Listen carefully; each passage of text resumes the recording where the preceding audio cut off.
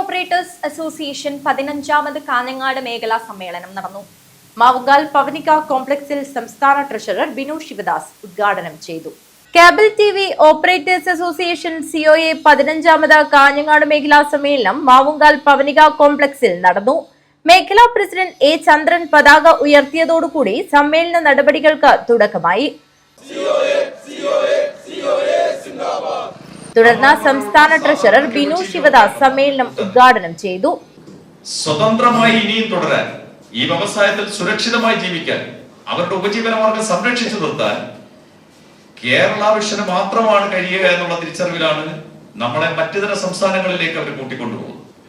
അതിന്റെ ഭാഗമായിട്ടാണ് നമ്മൾ കൽക്കട്ടയിലേക്ക് പോകുന്നത്, ചെന്നൈയിലേക്ക് പോകുന്നത്, ബാംഗ്ലൂരിലേക്ക് പോകുന്നത്, ആന്ധ്രയിലേക്ക് പോകാൻ തയ്യാറെടുക്കുന്നതൊക്കെ അതിന്റെ ഭാഗമായിട്ട്.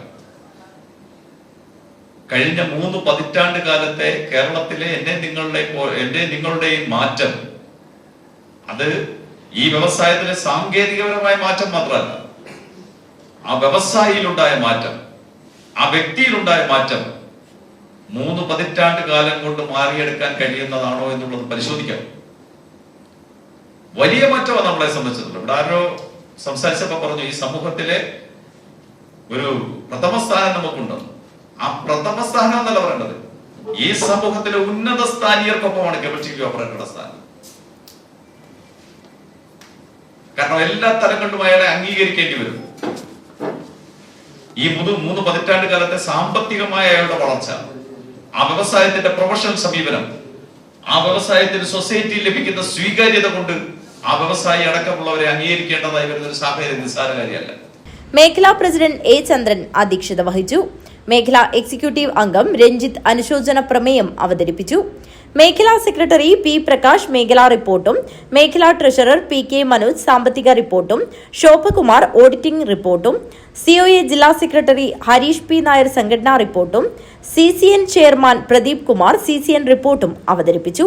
സിഒഎ ജില്ലാ പ്രസിഡന്റ് വി മനോജ് കുമാർ, സംസ്ഥാന കമ്മിറ്റി അംഗങ്ങളായ ലോഹിതാക്ഷൻ, ഷുക്കൂർ കോളിക്കര, സംഘാടക സമിതി vice chairman P Vinod, CCN MD TV Mohanan, Nileshwaram മേഖലാ സെക്രട്ടറി CP ബൈജുരാജ്, കാസർഗോഡ് മേഖലാ സെക്രട്ടറി പാർത്ഥസാരഥി എന്നിവർ സംസാരിച്ചു.